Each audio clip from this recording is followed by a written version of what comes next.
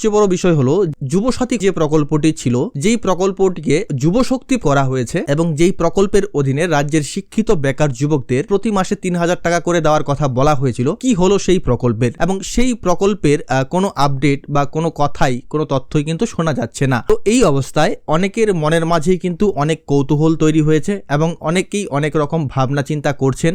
একদল নেটিজেন যারা রয়েছেন তারা বিভিন্ন সোশ্যাল মিডিয়া বা বিভিন্ন সামাজিক গণমাধ্যমে অনেক ধরনের মন্তব্য তারা করছেন। তো নমস্কার, আপনাদের সঙ্গে রয়েছে আমি সমীর। আপনি দেখছেন মাই স্মার্ট সাজেস্ট। রাত পোহালেই 1 জুন এবং ইতিমধ্যেই অন্নপূর্ণা যোজনার যে আবেদন প্রক্রিয়া, সেই আবেদন প্রক্রিয়া কিন্তু চলছে এবং যারা আগামী 2 তারিখের মধ্যে অর্থাৎ 3 তারিখের আগে যে সমস্ত অন্নপূর্ণা যোজনার আবেদন কমপ্লিট হবে এবং যাদের ভেরিফিকেশন কমপ্লিট হয়ে যাবে, যারা অ্যাপ্রুভ হয়ে যাবে, তারা কিন্তু 3 তারিখে অন্নপূর্ণা যোজনার যে 3,000 টাকা, সেই 3,000 টাকা কিন্তু পাচ্ছেন। প্রথম বিষয়ে আসি, যেটা অন্নপূর্ণা ভান্ডারের মতো এই যে যুবশক্তি ভরসা প্রকল্পটি, সেই প্রকল্পের জন্য যে ওয়েবসাইট, সেই ওয়েবসাইট ডেভেলপমেন্টের যে কাজ, সেই কাজ কিন্তু শুরু হয়েছে এবং ওয়েবসাইটে কিছু কিছু পরিবর্তন, সেগুলো আমরা লক্ষ্য করেছি এবং সেগুলো আপনাদেরকেও এর আগে জানিয়েছি। তো ঠিক ওয়েবসাইটের যে পরিবর্তন, সেটা কিন্তু হয়েছে। তো সেই সঙ্গে সঙ্গে এই অবস্থায় অনেকের মনের মাঝেই অনেক কৌতূহল তৈরি হয়েছে যে অন্নপূর্ণা ভান্ডারের আপডেট আসছে, অন্নপূর্ণা ভান্ডারের ফর্ম ফিল আপ শুরু হয়ে গেছে, কিন্তু এই যে যুবশক্তি প্রকল্প,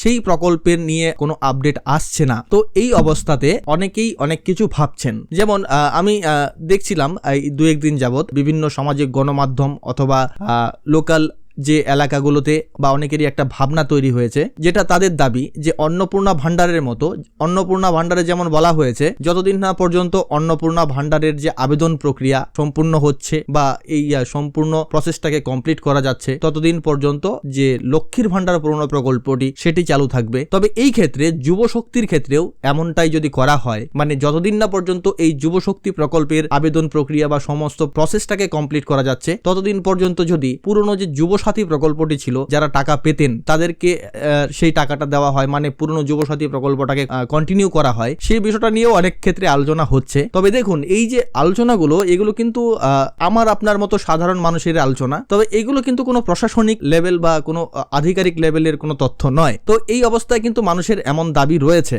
এবং অনেকেরই আরো একটা ভাবনা রয়েছে, এখনো কেন অন্নপূর্ণা যোজনার মতো যুবশক্তি প্রকল্পের আবেদন শুরু হলো না। তো বিষয়টা এই জায়গাতেই আপনাদেরকে জানিয়ে রাখি যে এই আবেদন প্রক্রিয়াটা শুরু হতে আমার মনে হয় কিছুদিন সময় লাগবে, কারণ সবে অন্নপূর্ণা যোজনার কাজ শুরু হলো, একে একে সব শুরু হবে এবং এর জন্য যে নির্দিষ্ট যে পরিকাঠামো, সেই পরিকাঠামো ডেভেলপমেন্ট করা হচ্ছে, সেই পরিকাঠামো তৈরি করা হচ্ছে, অনলাইন বলুন বা অফলাইন বলুন, যেমন অনলাইনের অফিসিয়াল পোর্টালের কাজ হচ্ছে। তবে অনেকেই আবার, অধিকাংশ মানুষই এটা আশা করছেন যে 1 জুন হয়তো কোনো চমক আসতে পারে। হ্যাঁ, আসতে পারে, যদি আসে তো অবশ্যই জানা যাবে।